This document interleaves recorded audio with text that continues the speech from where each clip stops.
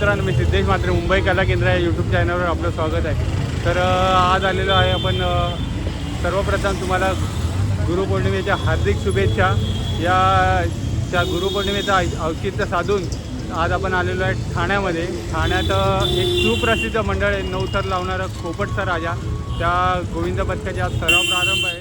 तर त्यांच्या विनंतीला मान देऊन आपण आलेलो आहे। तर चला आतमध्ये जाऊन भेटतो, तुम्हाला बघू कशी काय त्यांची तयारी चालू आहे। चला भेटतो आतमध्ये डायरेक्ट।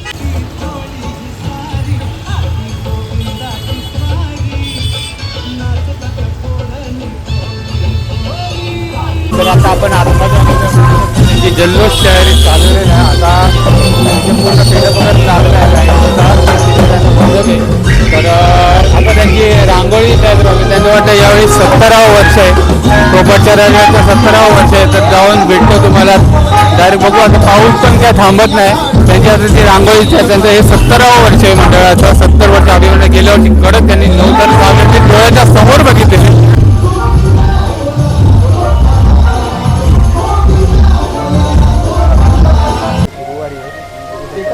ऑलमोस्ट तयारी झालेली आहे आणि रांगोळीची वगैरे बाकी आहे। त्याला जाऊन भेटतो तिथे डायरेक्ट।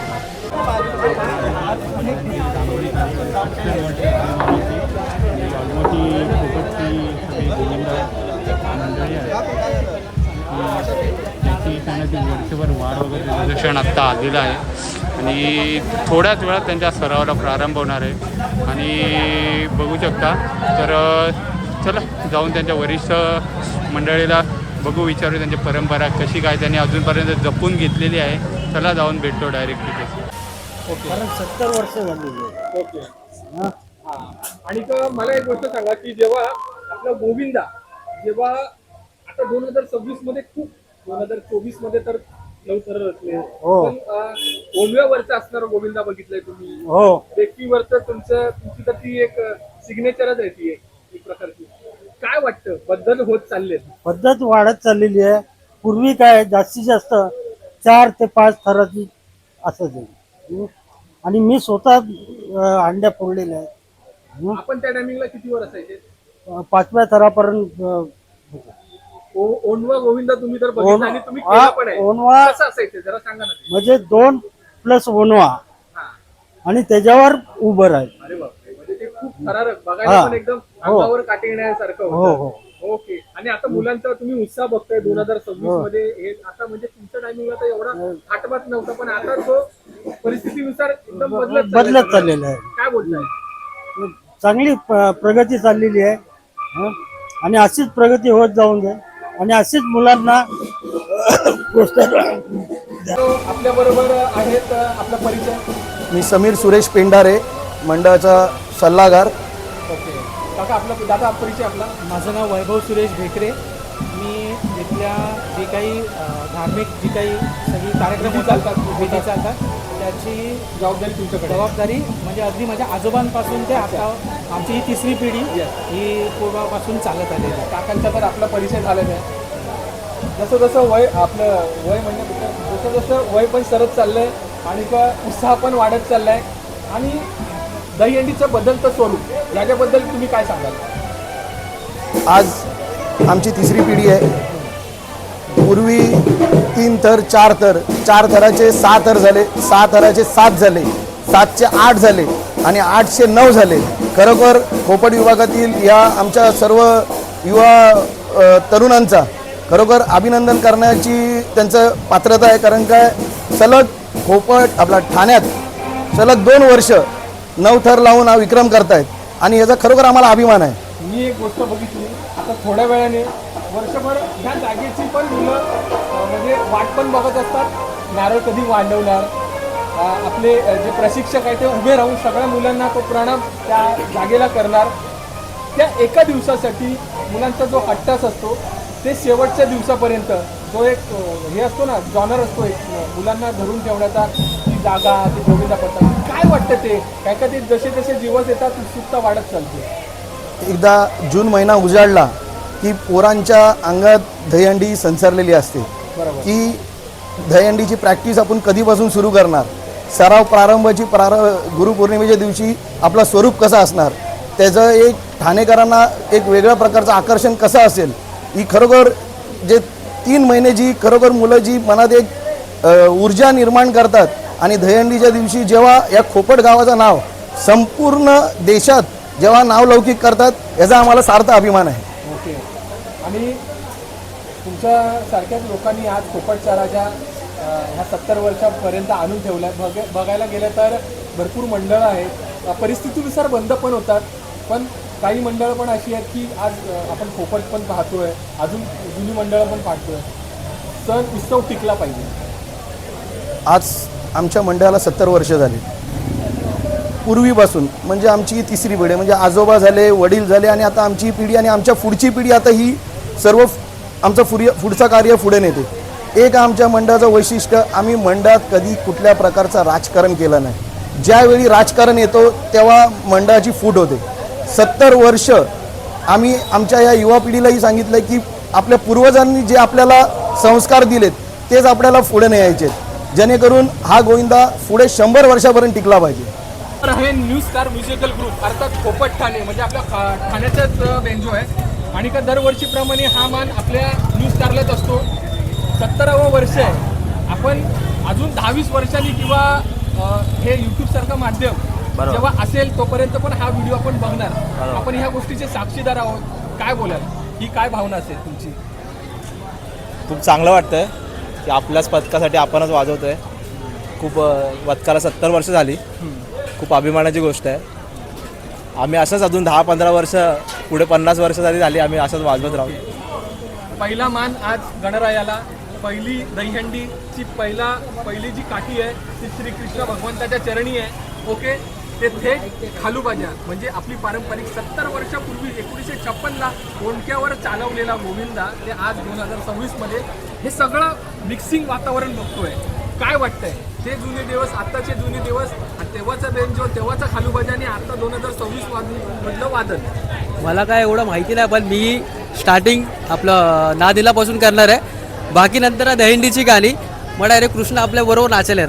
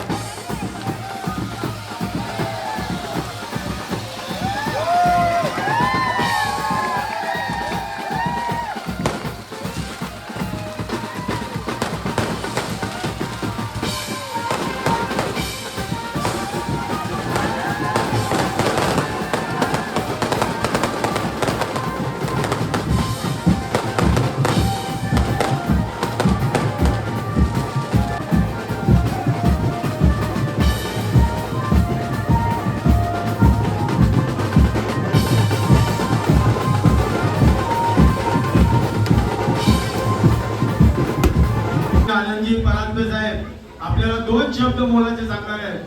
सगळ्यांनी इकडे लक्ष द्या.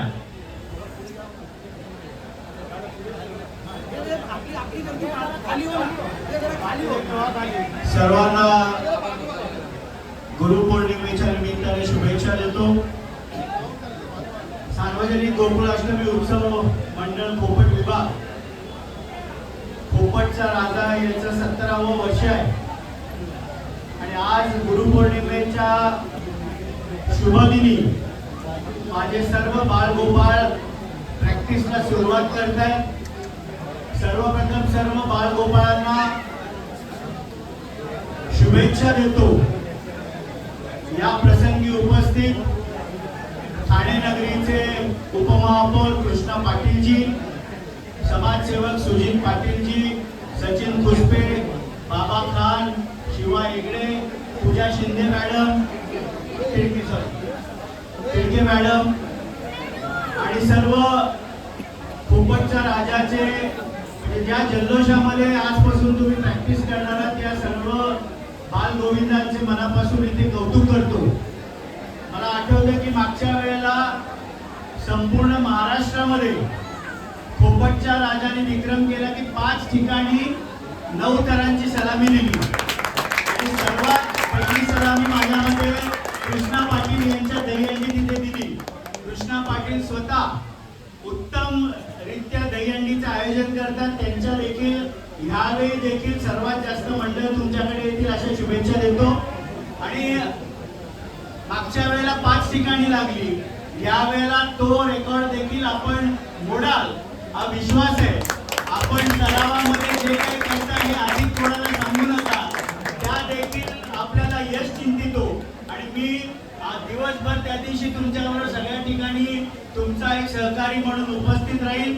शिवसेना पक्षाचे मुख्य नेते, राज्याचे लोकप्रिय उपमुख्यमंत्री माननीय एकनाथरावजी शिंदे साहेब, त्याचप्रमाणे शिवसेनेचं लोकसभेतील गटनेते युवा नेतृत्व डॉक्टर श्रीकांत शिंदे साहेब आणि ठाणे नगरीचे खासदार नरेशजी मस्के या तिघांच्या वतीने देखील पोपटच्या राजाला शुभेच्छा देतो. विक्रमी असा रेकॉर्ड यावेळेला देखील आपण कराल आणि ठाण्यामध्ये कधी न घडलं तो थरांचा इतिहास करायला शुभेच्छा देतो. या संपूर्ण आपल्या प्रवासामध्ये आपल्या कुठल्याही बालगोपालाला छोटीशी देखील इजा होणार नाही हीच प्रार्थना भगवान श्रीकृष्णाच्या चरणी करतो की आपला एकही बालगोपाल कुठल्याही प्रकारची इजा होणार नाही आणि सगळे सुखरूप.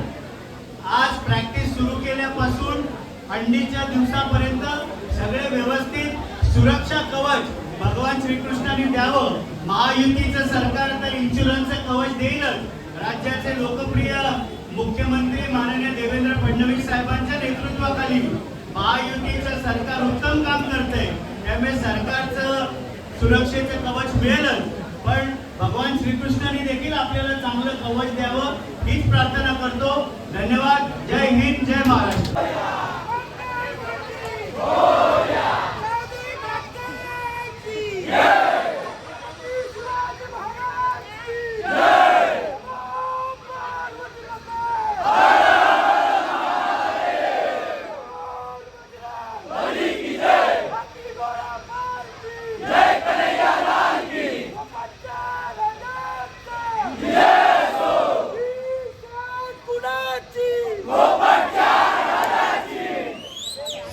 ही त्यांची तुमची कथा दुसरी पिढी का पोपटच्या राजाची? कसा आहे अनुभव? आता आपण बघतो अनुभव म्हणजे आम्ही जी सुरुवात केली त्या टायमाला आम्ही विश्वाने जसा म्हणजे पहिला चालत होता त्याप्रमाणे चालला. आज जी पिढी आम्ही चालवली ती पाहिजे त्या टायमाला तीच पिढी आता या टायमाला हा आम्हाला खूप आनंदाचा बघायला भेटतो. तुमच्या टायमिंगला तो तुम्ही ते रेल्वे यायचे बेकीवर तर आहेच, ते खूप बघायला पण वेगळं होतं. तो गोविंद पण वेगळा, जल्लोष पण वेगळा होता. काय बोलायचं त्याच्याबद्दल सांगायला म्हणजे त्या टायमाला पण जो माप होतं तेवढाच. त्या टायमाला आमची तेव्हा 6 ते 5 थरात आम्ही शेतात त्या टायमाला तेवढाच माप होता. आता ही जी चौथी दुसरी पिढी आहे त्या हिशोबाने त्यांचे ज्यांची ती पोरं आलेली आहेत तोच विषय आमच्याकडे तसाच चालू झालेला आहे आणि तीच आमची परंपरा चालू ठेवायची आम्हाला. खूप काका बरं वाटलं. धन्यवाद. दादा त्यावेळेला त्यांनी काहीतरी बोललं की ही शान कोणाची पोपटच्या राजाची. खूप वेगळं वाटलं ते बघायला. काय प्रिपरेशन असतं? प्रिपरेशन काय नसतं, जस्ट आपल्या दरवर्षीप्रमाणे आपण जशी देवाची नावं घेतो तसंच आपल्या पोपट शहराचं पण नाव मोठं झालं पाहिजे याच्याबरोबर तेच आपल्या मनात असतं.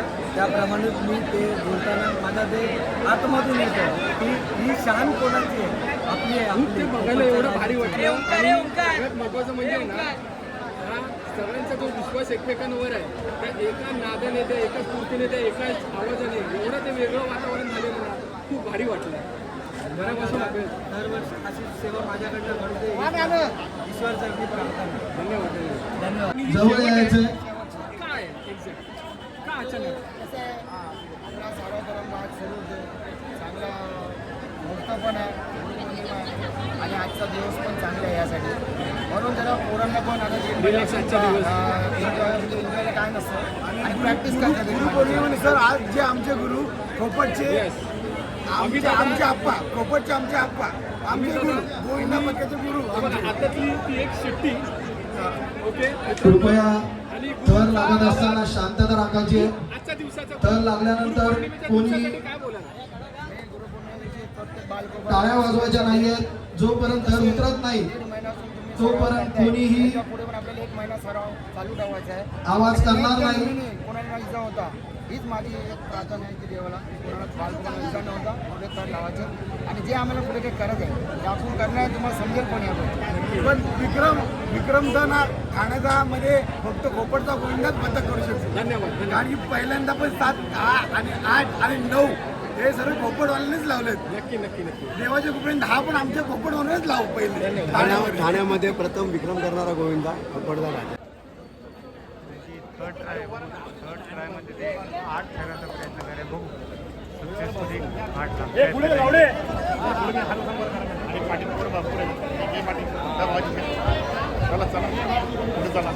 ए शिड्यावाल्यांनी जरा थांबा ना, कशा आता होल्ड करा, तिथेच उभे राहा.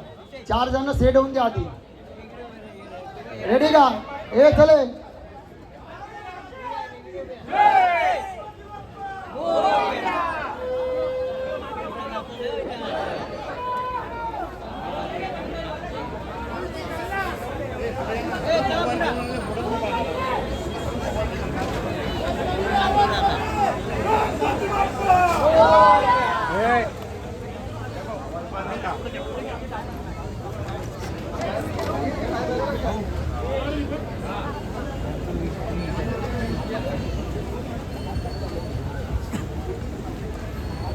हात वर करा रे.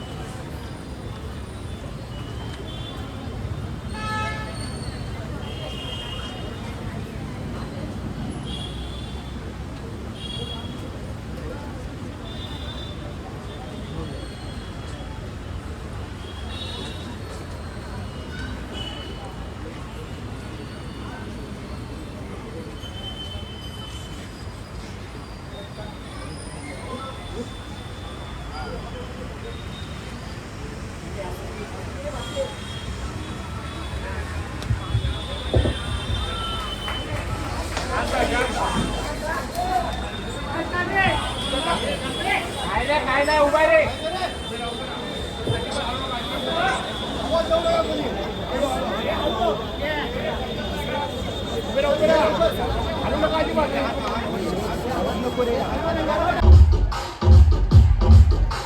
या ठिकाणी किशोरबाई अधिकारी आलेले त्यांचा मनपूर्वक स्वागत खोपटच्या राजाच्या गोविंदा भक्ताच्या वतीने.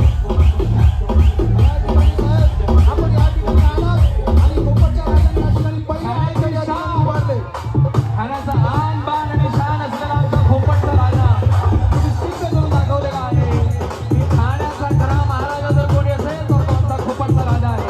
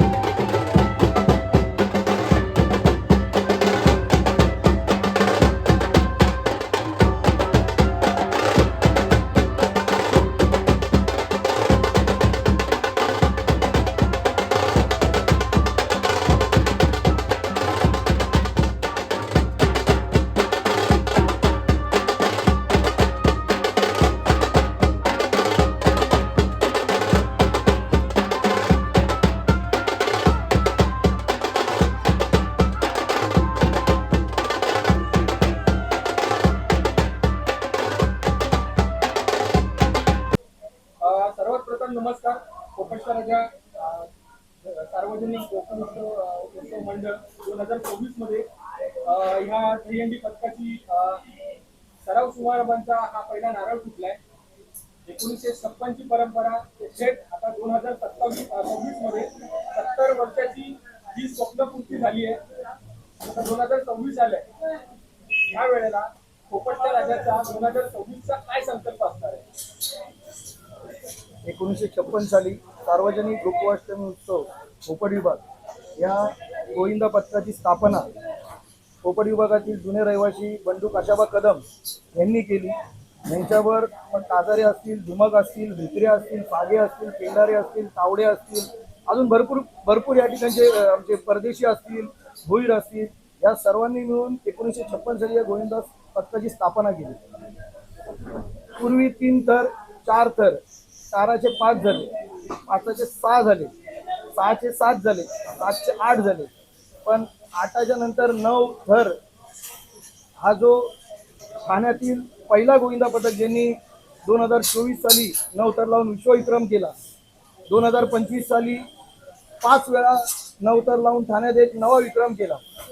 यावर्षी 2026 साली पोपटचा राजा या गोविंदा पथकाचा एक नवीन संकल्प असेल.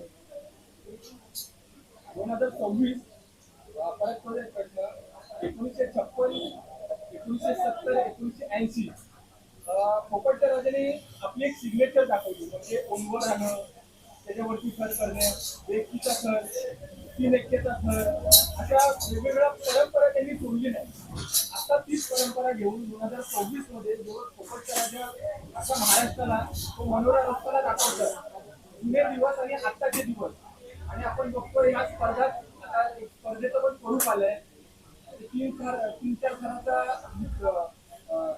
सरावचा प्रयत्न कुठे, आणि आपण ते आता 2024 मध्ये नंतर करून दाखवतो. काय भाव मिळतो? 60-70च्या दशकात वनव्यावर आमचा एक जण उभा राहायचा. 80च्या दशकाची ती परंपरा होती. त्यानंतर जसे युवकांची म्हणजे फळी वाढत गेली, त्यानंतर आमची बेकीवर 3 एक्केची ही प्रथा चालू झाली. पण ही करत असताना आम्ही मुंबईच्या पद्धती आम्ही वापरली मधल्या काळात, म्हणजे 2006-7च्या या काळात. पण परंपरा जपावी म्हणून आम्ही पुन्हा एक नवा इतिहास घडावा म्हणून आम्ही परत बेकीवर 3 थर लावून, गेल्या वर्षी 9 थर लावून अख्ख्या महाराष्ट्राला एक वेगळं स्वरूप आणि परंपरा काय असते ही दाखवून दिली. आपण हा तर गोष्टी बघतोय, पण जरा तुम्हाला भूतकाळाकडे घेऊन जातोय. 2014 जेव्हा माननीय हायकोर्टामध्ये, सुप्रीम कोर्टामध्ये ती याचिका होती, एक ठाणेकर असल्याच्या नात्याने आपण त्या टायमिंगला समन्वय समितीमध्ये एका पदावर होता. तो दिवस आणि आत्ताचा दिवस काय बोला? 2014ला जेव्हा हायकोर्टाने थरांवर आणि वयावर जेव्हा निर्बंध दिले, त्यावेळी दहीहंडी पथकांमध्ये जी निराशा होती, त्या निराशेला त्यावेळी ठाण्यातला एक गोविंदा, एक नेतृत्व, माजी वैद्यकीय शिक्षण मंत्री डॉक्टर जितेंद्र आव्हाड यांनी पुढाकार घेतला.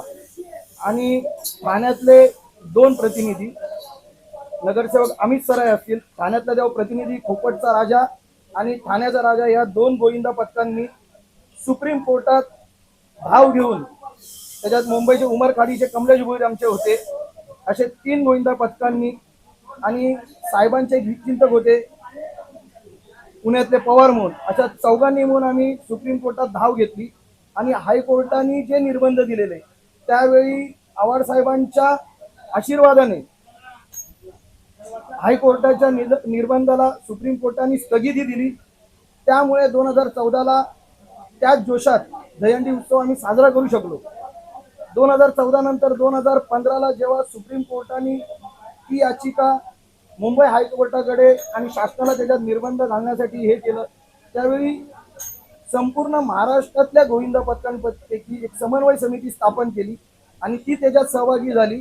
त्यामध्ये आत्ताचे मंत्री आशिष शेलार असतील, आणि त्यामध्ये सर्वात मोठा सिंहाचा वाटा होता तो महाराष्ट्र नवनिर्माण सेनेचे अध्यक्ष राजसाहेब ठाकरे यांच्या या पुढाकाराने हायकोर्टाने उंचीवरची निर्बंध उठवली आणि वयावर एक निर्बंध ठेवून दहीहंडी पूर्वीसारखी परत त्याच जोशात चालू होईल आणि तोच जोश आता 2026 पर्यंत आहे.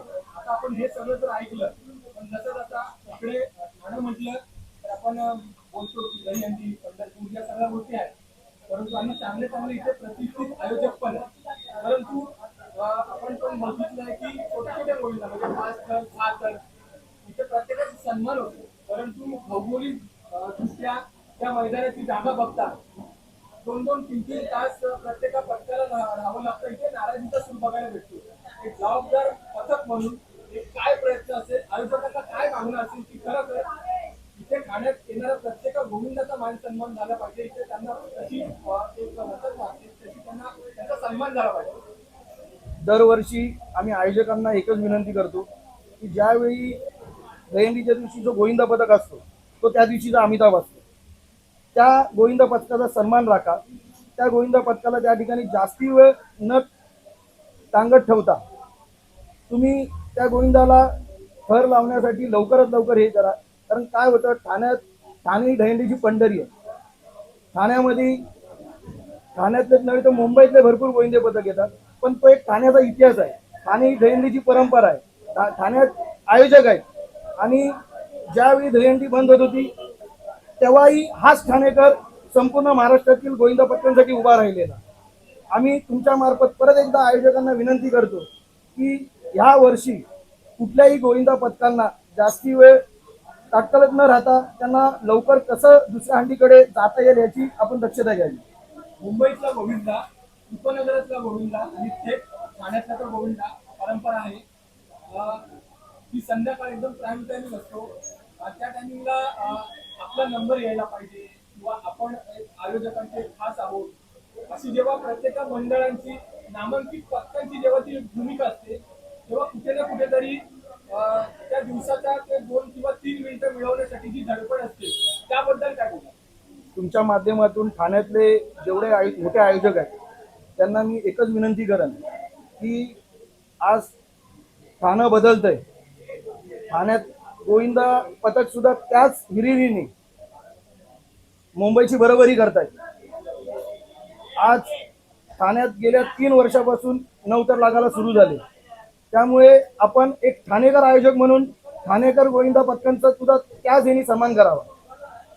आज आपण अजून एक गोष्ट बघितली आहे की त्या दिवशी अक्षरशः म्हणजे 5 असू दे 7 असू दे परत प्रश्न त्या टायमिंगला मॅनेजमेंटमुळे अक्षरशः म्हणजे त्यांच्या गोविंदाचा पण खर्च नाही निघत. म्हणजे छोटे गोविंद त्या टायमिंगला खूप नाराजीचा सूर होतो आणि असू दे किंवा इतर कुठल्याही भागात असू दे.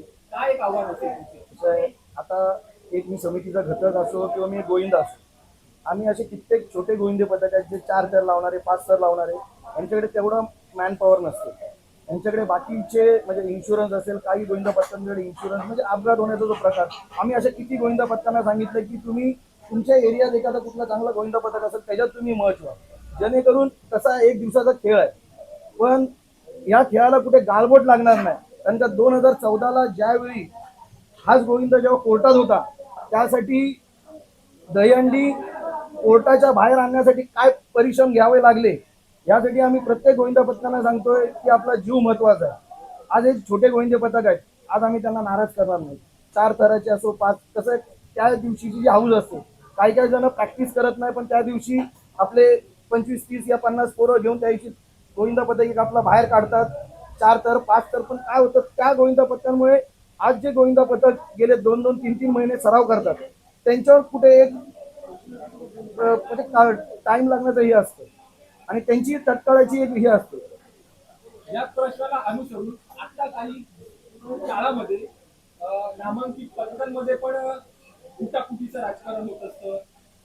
एक मॅच्युअरनेसपणा असतो, एक समजदारपणा असतो की तो एक प्रशिक्षक म्हणून एक ती जबाबदारी असते वैयक्तिक, ती पण आपल्या मुलांना आपण कसं आपल्या पथकामध्ये ठेवू शकतो. काय सांगाल तुम्ही? कारण का हा मी जाणीवपूर्वक तुम्हाला मी तो प्रश्न विचारतो. आता जो तुम्ही प्रश्न विचारला या प्रश्नाचं एकच उत्तर आहे, जेव्हा एखादा गोविंदा पथक नाव रोपाला येतो तेव्हा जुने ज्या लोकांनी ज्यांनी या गोविंदा पथकासाठी योगदान दिलेलं असतं त्यांचं योगदान कधी विसरू नका. राजकारण न करता आज आम्ही 70 वर्षाची परंपरा ठेवलेली आहे, पण याच्यात कुठल्याही प्रकारचं राजकारण आणत नाही. आज याच्यात सर्व पक्षाचे जे बालगोपाळ आहेत, सर्व पक्षाचे नेते आहेत, पण 70 वर्षाची परंपरा अजून आम्ही कुठेही मोडली नाही. आमचा आदर्श घेऊन आम्ही दुसऱ्या गोविंदा पथकांना विनंती करतो की कृपया तुमच्यामध्ये काय असे वाद होत असतील ते कृपया तुम्ही एकत्रित बसून ते मिटवा, कारण का जेणेकरून कुठेतरी या दहीहंडीला गालबोट लागणार नाही, असं कुठल्याही प्रकारचं आपण करू नये. 2024 नंतर नवथराचा आपण पहिल्यांदा इथे ठाण्यामध्ये विक्रम केला. 9 थराचा विक्रम 1956 ची उंडीवरती असणारा तो गोविंदा. काय बदल वाटतंय? काय पोपटच्या राजाने काय बदल केला असं वाटतंय तुम्हाला?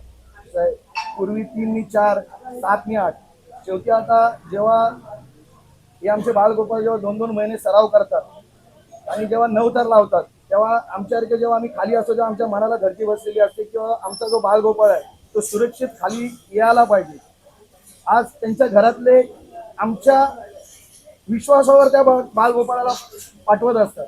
आमची एकच ही असते की घरी आल्यानंतर तो बालगोपाळ सुरक्षित घरी जाणं ही आमच्या मंडळाची जबाबदारी असते.